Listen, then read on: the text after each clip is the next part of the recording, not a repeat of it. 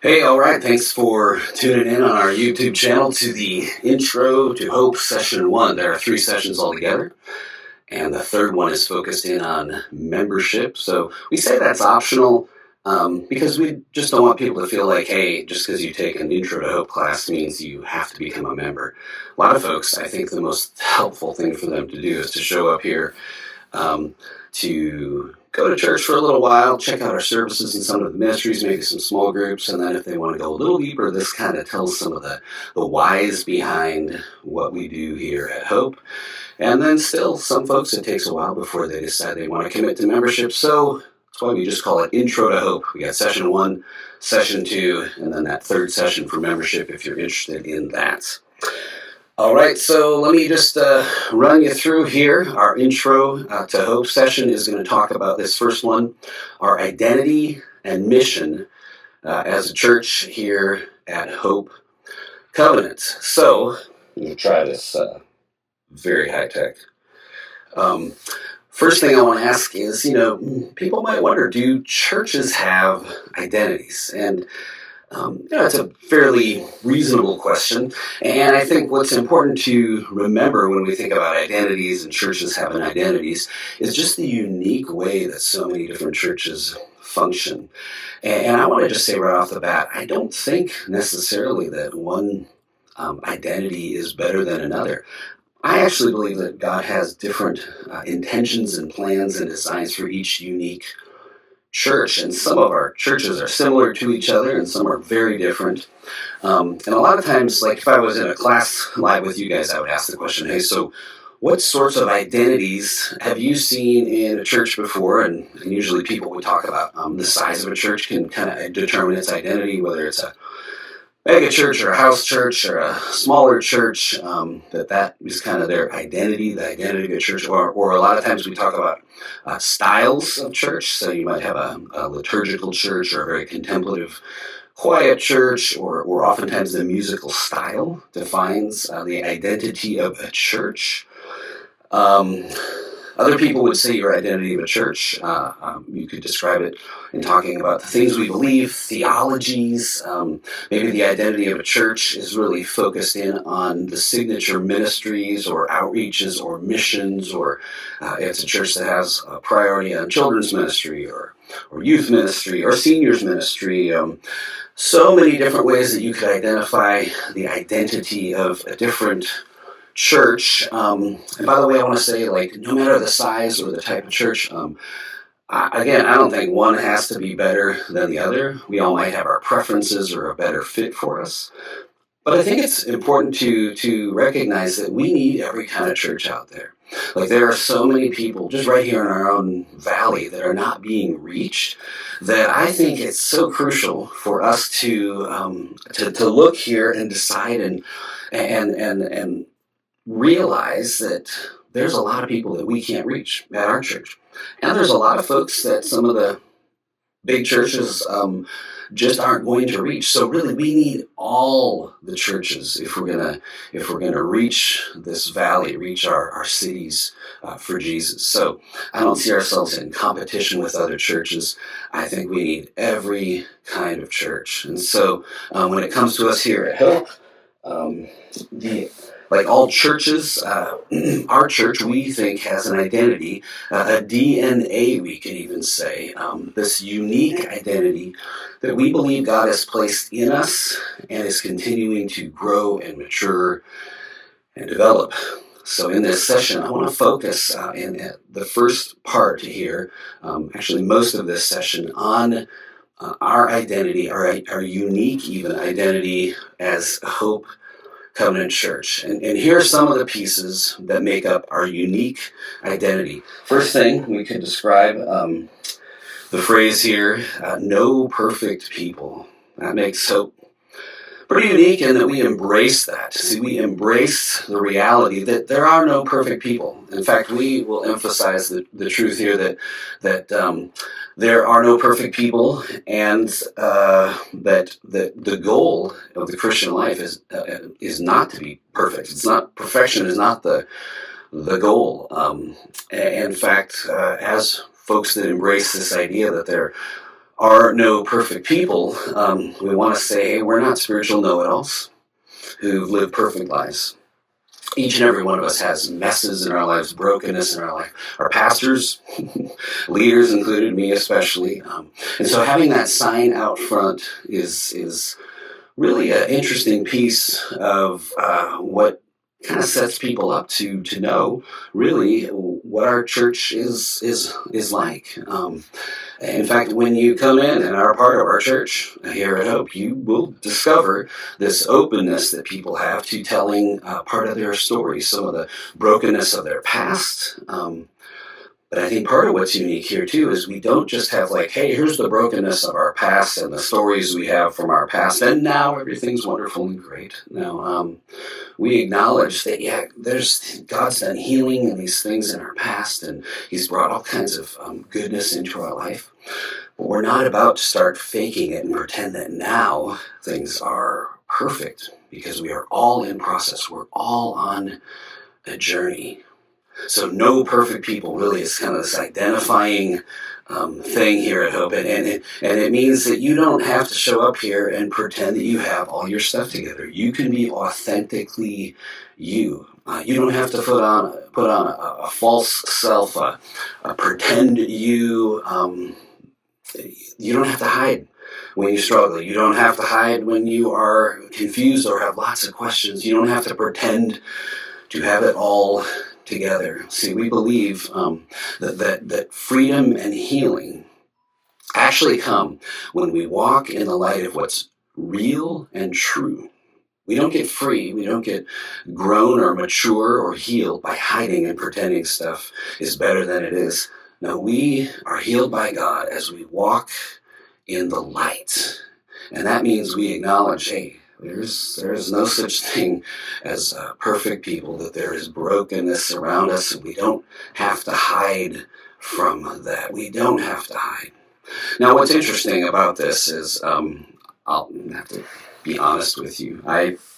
When I first came here, I thought, oh yeah, I like that sign out front, and like that statement is out there. Like I think it's important. I think it's true, but it's maybe it's time to kind of move on from making that such a priority for us here as a church. Well, then I started getting to know people, and I started asking questions, and I'd ask people, hey, so why is it that you came to Hope? What brought you through our doors? And there were two kind of predominant answers. The first one was, the first time somebody showed up here was because someone invited them. I think that's huge, that's important, and we want to make sure that we keep being an invitational people who invite others to come and check out this family here, this funky family where no perfect people exist. But then the second reason that people, if it wasn't because somebody invited me, they'd say things like, I went driving by that sign. Some people say, I drove by that sign for years or hundreds of times, and I would notice it. And I would think to myself, they say, if I was ever going to go to a church, I'd check out that one. And that's actually particularly the case for people who don't have a lot of church background, or for people who acknowledge that they've got messy stories, that their life isn't perfect. So I just think that's so remarkable. In fact, I heard that so many times that it was pretty quickly I was like, hey, you know what? I'm wrong about this. I'm happy to be wrong about this. And I think that sign actually is really important, and it marks who we are. It really marks who we are.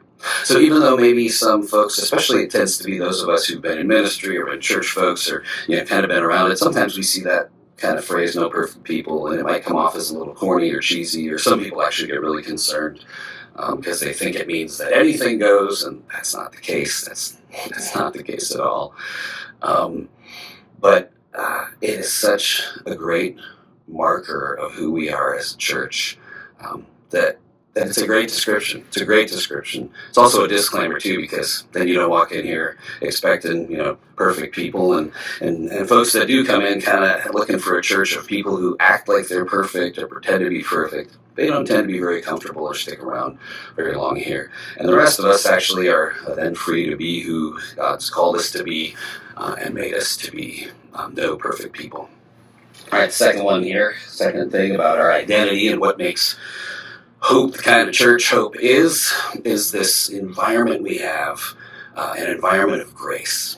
We have an environment here of grace. It's a grace-based family. And you'll hear me say the phrase, sometimes I do it weekly for months on end, where I remind us that hope is a grace-based family where anyone can find and follow Jesus. And part of being, and I want to take this sentence apart, just kind of phrase by phrase here. So part of being grace-based means that we don't use guilt or pressure. We don't try to use fear or obligation to motivate people. Too many times we find that in our world and in churches, where we think we got to make people feel guilty. We got to use a lot of shoulds. You should do this. You should do that. But we're not that kind of church. We believe that the good news of grace actually is really powerful. The grace and love of God is amazing grace. It is powerful grace. And so we don't need to use pressure and powering up on people to try to get them to change. We trust in the power of the gospel of God's grace as we choose to follow Jesus together. And so we found ourselves as a church where people come through our doors, and especially if they've been in situations where there's been maybe spiritual abuse or other kinds of abuse, or they grew up with a view of God as harsh and angry or demanding. We find people all the time who will come in and say, I just didn't know that God was this way. Thank you for showing me what it means to live in grace, what it means to accept the grace of God, to receive it, and to live in the grace of God instead of turning to pressure or performance. And people just are so grateful. Part of why this is important to me is because becoming a grace-based person myself has changed everything in my life. And you'll hear that in my preaching and in the way that we shape and do what we do around here, is that I've been in systems that were built on performance or legalism or shame or pressure. And I can tell you, it doesn't produce long-term the life worth living that Jesus says is worth living. And only grace can bring about those kinds of changes, those kinds of healings, those kinds of growths, those kinds of transformations. That's why we are grace-based. And one more piece of that, you'll see that what we do around here, instead of trying to pressure people to do things or try to use guilt to motivate, we have an invitational posture. That word's important. Invitational. We invite people, right? So I like to remind our leadership, hey, you know what? We make invitations and people make decisions, right? So we make invitations and you make decisions. We trust the power of God and God's grace, that is enough. So we are a grace-based family, which is the next word I want to focus on here. I want to look at that word family. You'll hear us talk quite a bit about being a family, and part of that whole family thing comes in because in our modern day culture, people talk about church being all kinds of things. Maybe a business. Churches are run like a business or promoted like a small business, and what we do when we run church that way is we create consumers of businesses. We create consumers who are all about preferences and which, have it your way at this church, we'll do it this way. And really, consumerism is the opposite of discipleship. So we're not trying to be a business attracting consumers. We want to be a family. The scripture describes being a part of the brothers and sisters and really the mothers and fathers in the faith. We are a part of a family. It's the family of God. And so we're learning how to be a family. In fact, we're learning how to be, that word family can trigger people, especially because all of us are from somewhat broken families, and some of us are from severely broken families. So I like to clarify that we're learning what it means to be a healthy family, a healthy family. And we haven't arrived in this. We're learning this together. We want to be a healthy family. And in a healthy family, the goal is not agreement. The goal is not perfection. The goal in a healthy family is acceptance, and the goal is love. Acceptance and love. It's not hey, we got to agree on everything in order to belong. Not in a healthy family. Um, the goal's not perfection. Like, you better get your stuff together and do it right before you're, loved around here. No, the goal is acceptance and love. That's our goal.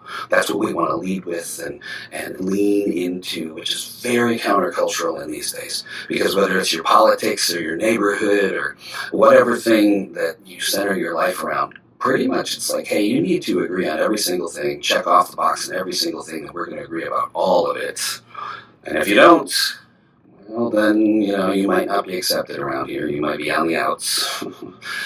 But not in a healthy family. The goal's not agreement. The goal's not perfection. The goal's acceptance and love. So that's a part of our family ethos here. I want to say two quick things as well. We also desire to be the kind of family that is multi-generational. We want all ages. We're not just trying to attract like one age group. We think a healthy family is going to have every generation involved, and it's going to work cross-generationally. So you might be able to grow a big giant church full of elderly people, but think a Thanksgiving meal, if you got a lot of elder people around at Thanksgiving, you might have a nice time. But what becomes clear real quick is like, where's the future of our family? Where's the family, right? Where's the family? Where are the other generations? And on the opposite side too, like if you had a gathering of just toddlers for Thanksgiving dinner, boy, that'd be an interesting meetup, and I'm not sure what the menu would look like for Thanksgiving dinner if the whole family was just toddlers. So we need, every generation. That's just how the family of God is intended to be, and we want to lean into that. We also want to be multi-generational. We also want to be a multicultural family. And part of the reason behind that is simply, in the book of Revelation, it says, one day in heaven, every tribe, nation, and people will be together worshiping around the throne. And this is a beautiful picture. But we don't want to wait until then for that to happen. So we're asking God to make us more of a multicultural family here and now. So that's just kind of unpacking the word family a little bit. Next word here, a grace-based family where anyone can find and follow Jesus. See, we want to be really intentional about reaching folks that might not feel comfortable as much in typical church environments. Again, we're not in competition with other churches for customers, right? And God knows that we need all kinds of different churches to reach all the different people in our cities. But here at Hope, part of our identity, just because of the heart that we have, is that we pay attention. We don't just specifically target, but we pay attention. We pay attention to what might be called the unchurched and the de-churched. The unchurched, like people with no religious background, and we want to help people that don't have church experience or have never really explored faith to be able to become followers of Jesus Christ.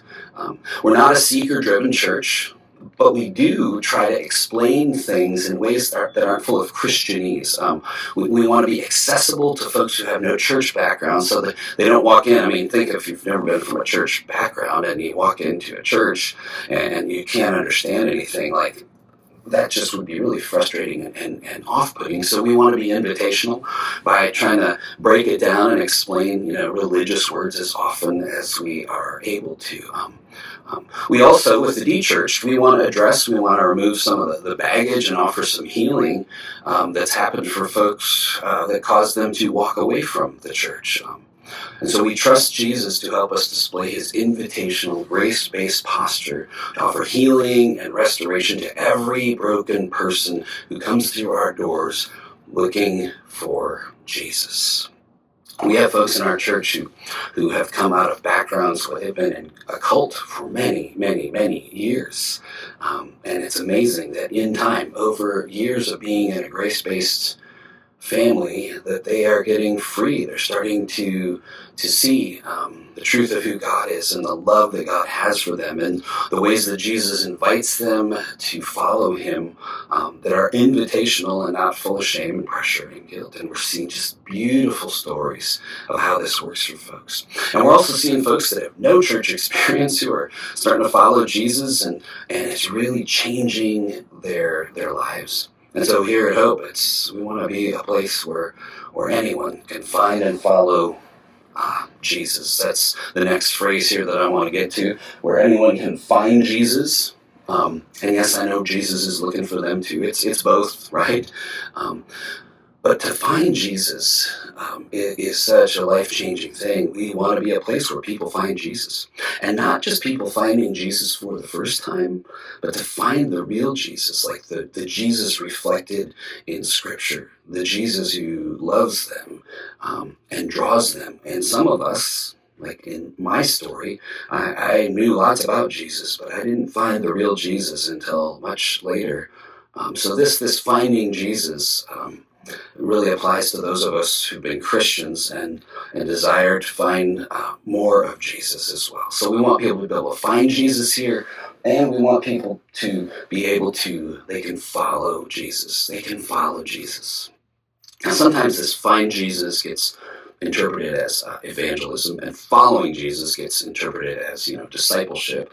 But I think really those two words come together, evangelism and discipleship, like both of them come together because we are constantly finding more about Jesus, going deeper in our faith. We are learning to follow Jesus, even before someone says yes to Jesus. In a sense, they're on a journey toward following Jesus, even before they cross the line, so to speak, and become a Christian. They are making movement toward Jesus. They're taking next steps toward following Jesus. So really, all of it is what those of us that know these words a little bit would call discipleship.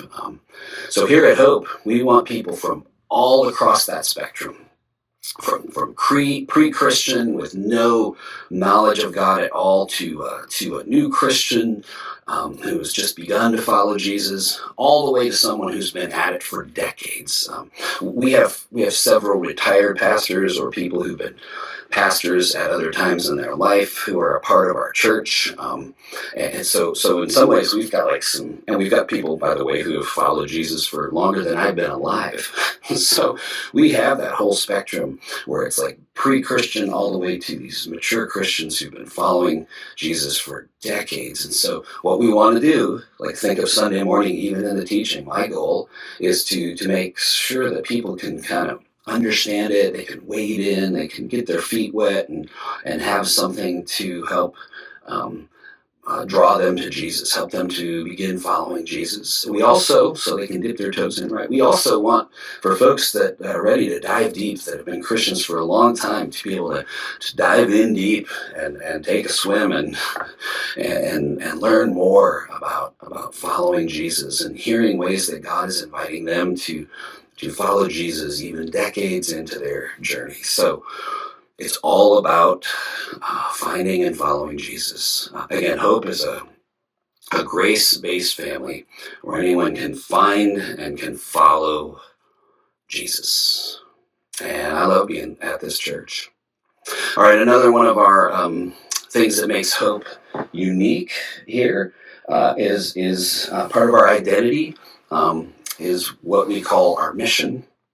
And we actually call it the Big Three. The Big Three. And the Big Three is to love God, to love others, and to follow Jesus together. Now, I kind of say that pretty quickly many times throughout the year, just kind of hit that phrase. But I want to talk a little bit about where that comes from. And by the way, every one of these concepts, like we could do a sermon series on, so I'm trying to encapsulate these maybe as some way of even some catch up for those of you that haven't been around for years, but also as a reminder for those of us who have. So I could talk a lot about this one and do a long sermon series, but the Big Three, where does this Big Three, love God, love others, follow Jesus together thing that I mentioned as our mission, where does this come from? Well, in the New Testament, Jesus sums up his call to all churches in really two different areas. There's what's known as the Great Commission, and there's what's known as the Great Commandment. And so the mission statement, really, of every church needs to be captured and include at least these two very basic proclamations of Jesus. And so the first one, I'll just read to you the great commandment. The great commandment is in Matthew 22, verse 37 to 40, and I'll just read it to you. Jesus said to him, this is a man who was asking the question, he said, you shall, now listen close, you shall love the Lord your God with all your heart and with all your soul and with all your mind. This is the first and greatest commandment. And the second is like it, you shall love your neighbor as yourself. On these two commandments depend all the law and the prophets, on everything that's come before, right? So you can sum that up, this whole verse here, you can sum up with love God and love others.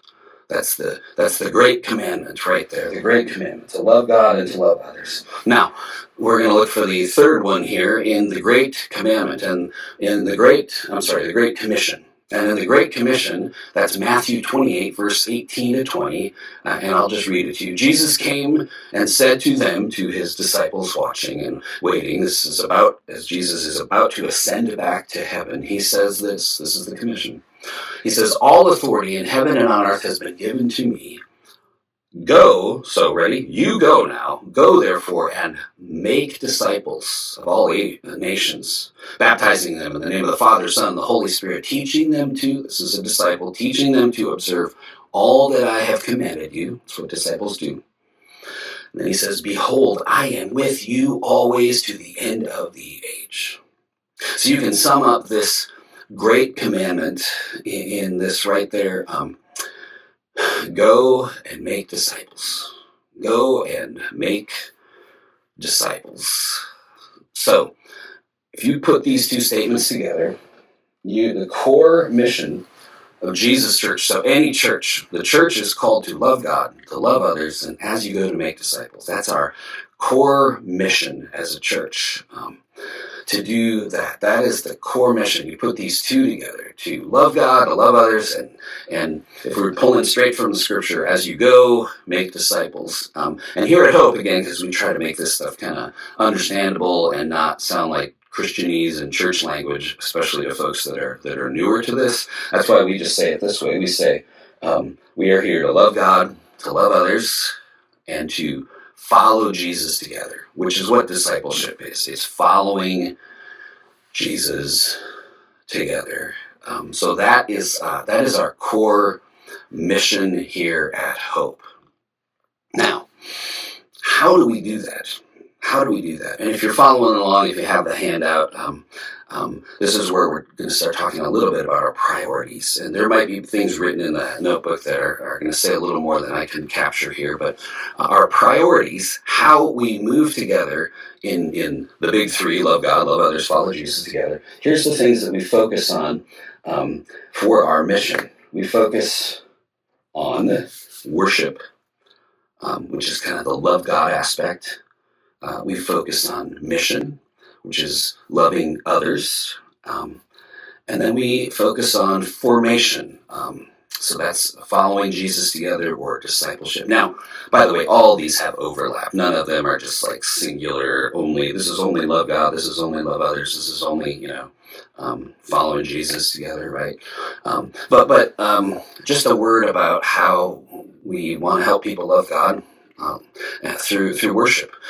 That's not just singing. Worship's not just about singing. Worship is the posture of our life. It's a posture of our life of paying attention to and lifting up God, which is what we do when we sing, which is great. So at least we focus in and do that for 20 minutes on Sunday. But for worship to be the posture of our everyday lives and be way more than just singing songs, that means that worship is a lifestyle where everything we do to lift up God's name, to glorify God, to remember that His goodness is with us, and so that's part of how we encourage people to love God, to just have a lifestyle of worship, and that works itself out in your daily practices and the different things you do that help you to love God as you worship.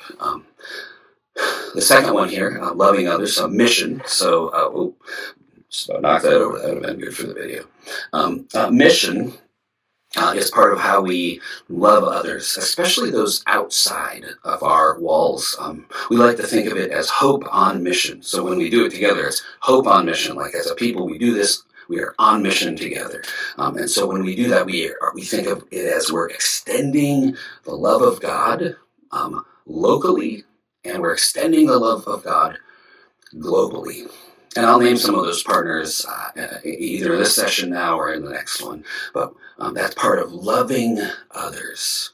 And there's missional convictions. Like how do we actually practically, love others to be on mission? Well, we have some convictions that I'll talk about at the end of this session that really flesh out, our desire to love others by being on mission, and we call them missional convictions. And essentially, ultimately, everything we do, we want to make sure that there's an element of it that is for the sake of others, not just for the sake of me and mine and myself and my own interest.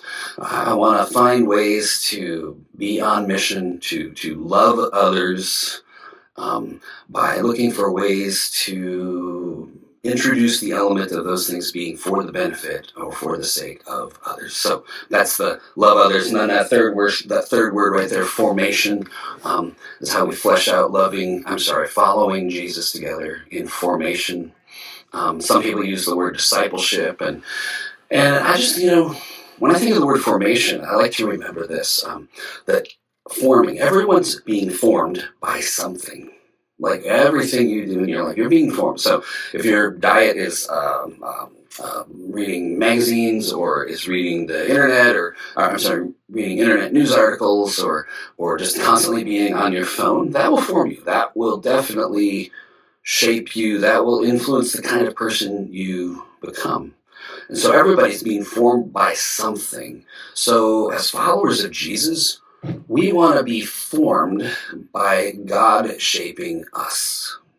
And so to that end, we want to cultivate pathways as a church that help people grow spiritually. Like your spiritual growth is cultivated by how you are formed, the practices you are invited into or that you engage in. So that's the formation piece.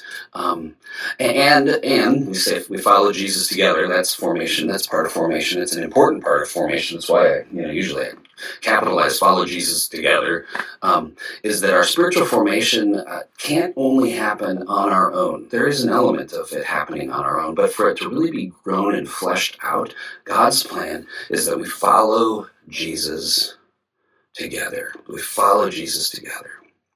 And that leads me to one of the ways here at Hope that we want to pursue formation, that we want to follow Jesus together.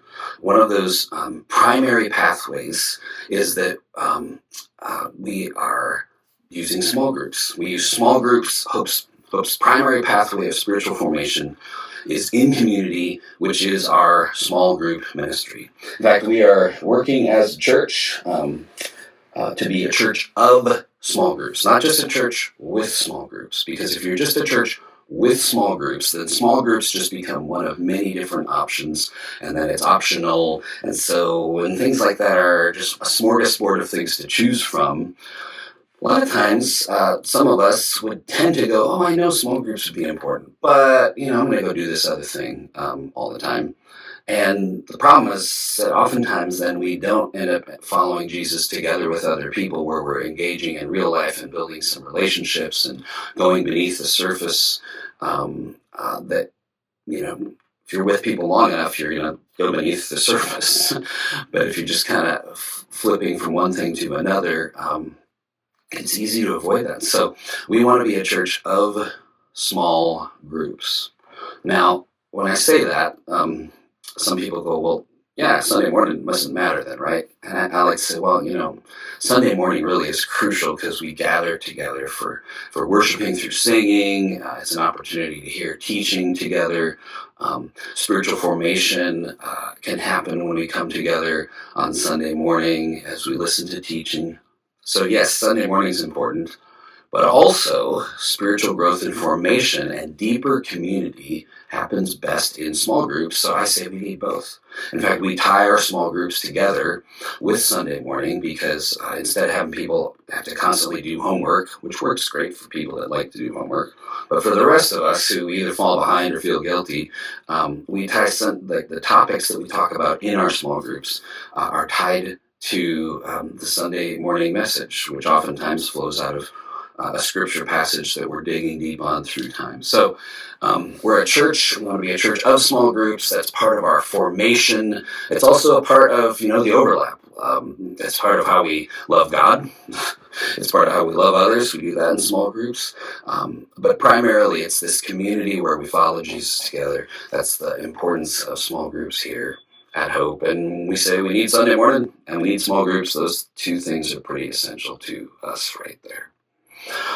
Okay, I'm going to pause the video here and come back with just a very short part 2. And I want to unpack just a little bit. The rest of our session here would be unpacking kind of this idea of being a missional people, hope on mission, and why that's so crucial for us as individuals, but as a church.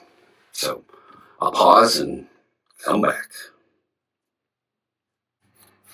Okay, I want to wrap up by talking about this word missional. It's such an important part of our priorities that I want to just take a little extra time and unpack a little bit about being missional. So, missional as a people. Now, the idea behind this, again, tie this back to the idea of love God, love others, follow Jesus together. That love others piece so easily is something we forget. I mean, Jesus had to emphasize it to the people of God, like the religious experts, the importance of loving others. And we forget how to do this. We forget so easily as a church. We can just get focused in on our own stuff.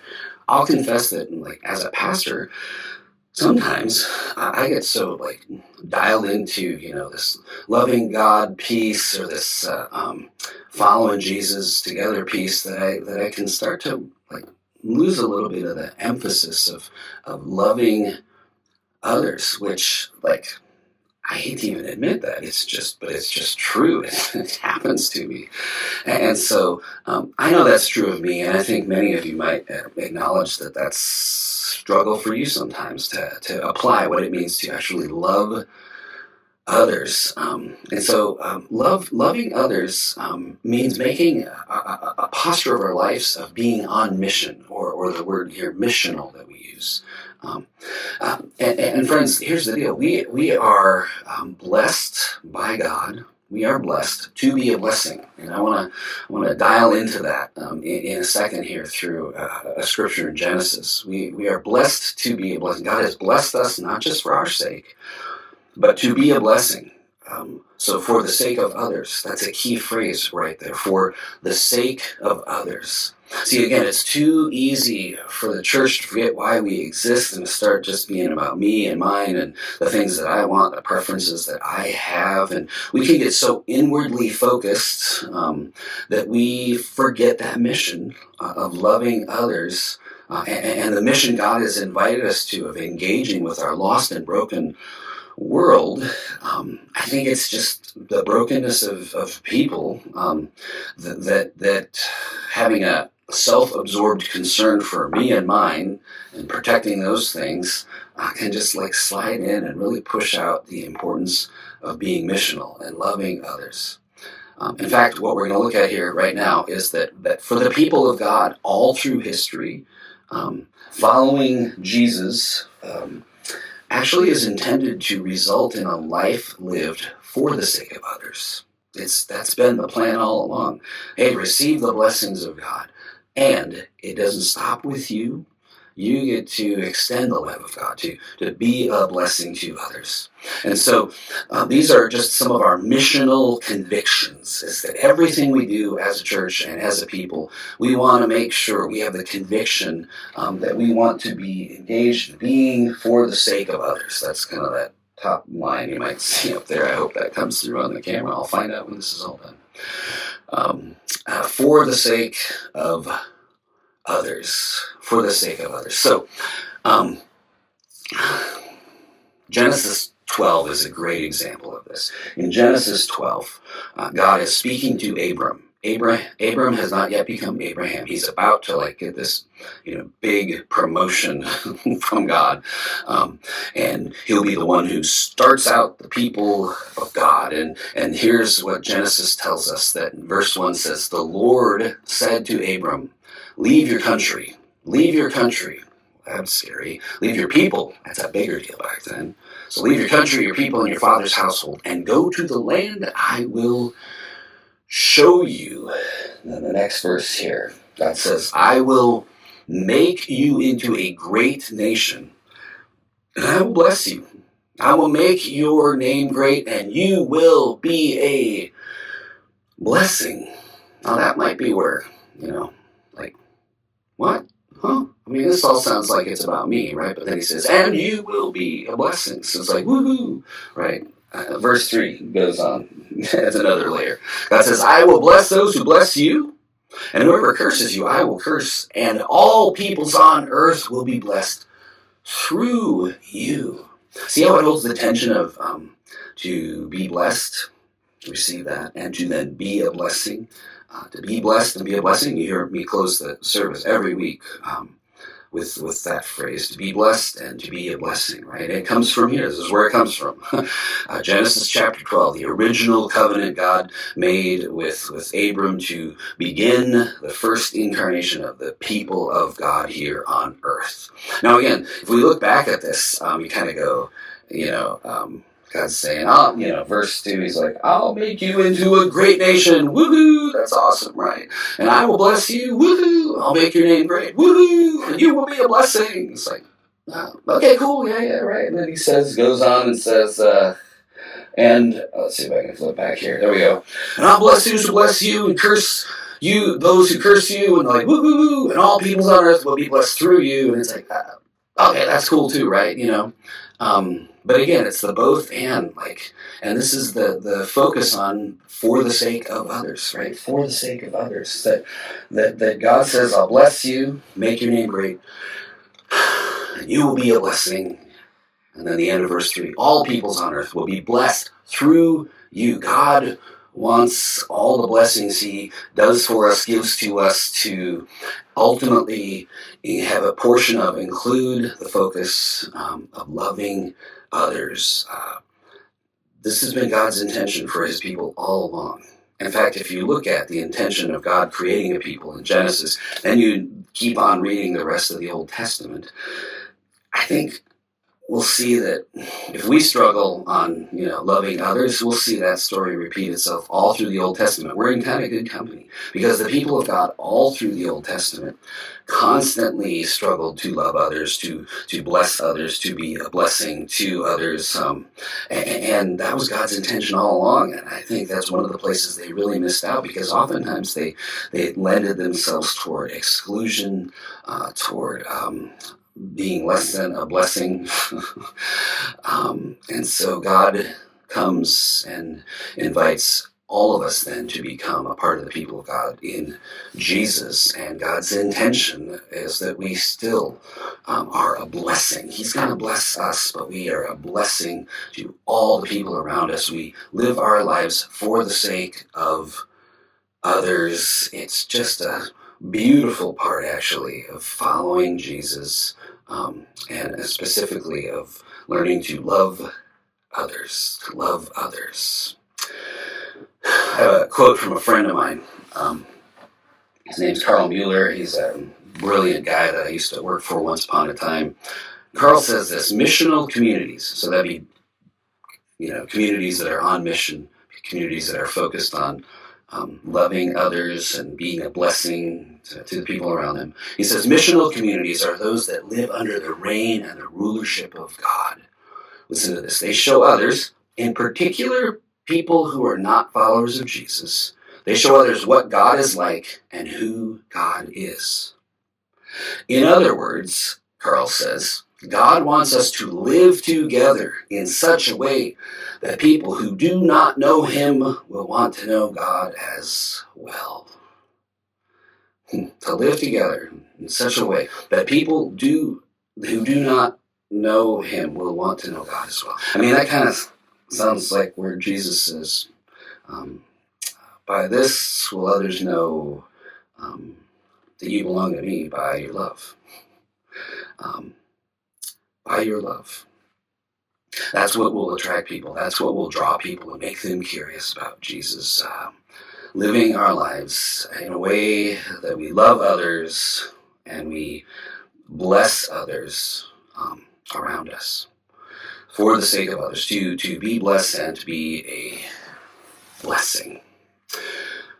All right, so the second conviction there, the first one was that we I'm scrolling in my notes here, that we live for the sake of others. That's a missional conviction. The second one here is that we live as missional people. We live as missional people, which means that as the people of God, so it used to be, the people of God through Abram and then Abraham, but as the people of God, now us, we, the church, are invited to also have this outward missionary stance in our own culture, to be a blessing to those outside of the faith. So as a church, we are constantly looking to love and serve in ways that bless our communities and our partners in ministry. In fact, we call that area of our church specifically Hope on Mission. Hope on Mission.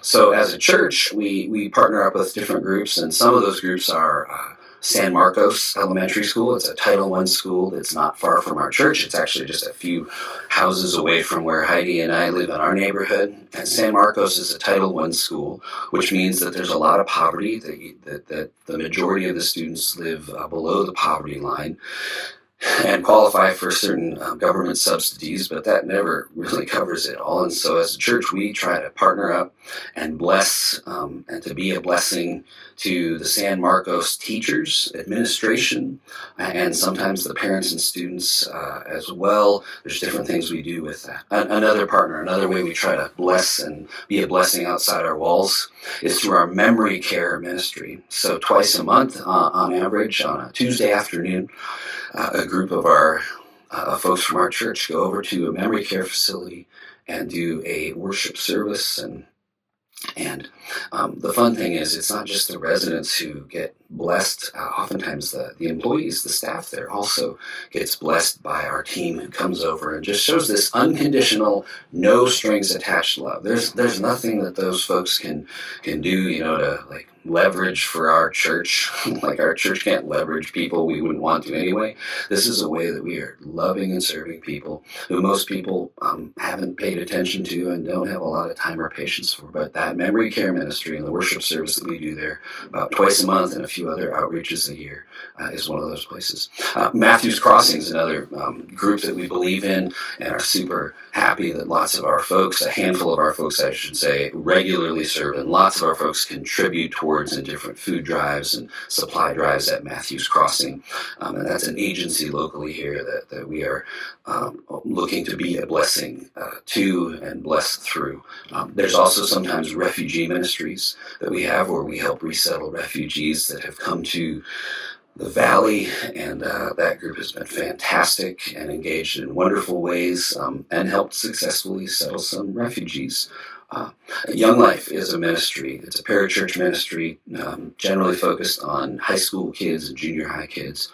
And Young Life uses our building here at Hope, and actually their staff offices with our youth ministry. And so we want to be a blessing to Young Life. No strings attached, no expectation of them like bringing people or families or kids to our church. We just want to be a blessing to them. Those are some of just the local ones, and there's others that we do as well, but those are just a few. Regionally, we have the Naomi House, which is in northern Arizona on the Navajo Nation. It's a home for children who are not able to live with their parents currently due to different situations happening in their own family life. Some of those kids are also without parents. And so we go up to Naomi House, have for many years, to offer respite care and repair some of the things around the facility up there, and to give a break to these tireless workers who are house parents to the kids. So that's the Naomi House. Every year we go down to Puerto Peñasco in Mexico, near what many of us know as Rocky Point, and we team up with One Mission and help build a house for a family in need who's also been in a program there. So it's a very well thought out, successful way to do ministry. We also globally have our Evangelical Covenant Church missionaries, one in Bolivia and one in Ecuador, to a family in each of those places.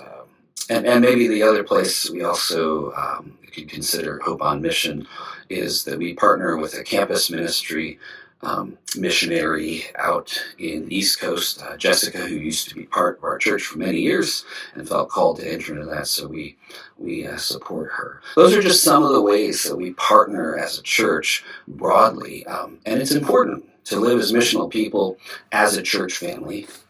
And the last thing I want to say about that is that it's also important for us as individuals to see ourselves as everyday missionaries, that we are living as missional people, as individuals who are sent to our neighborhoods, to our workplaces, to our schools, and that we get to bring the blessing and the love and the life of Jesus into those places.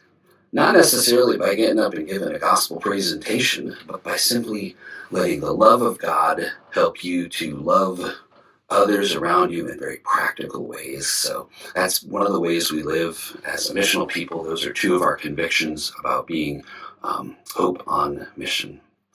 This outward missionary stance that we can have around us. Now I want to wrap up with how I actually close out every service, every Sunday, as of the recording of this video.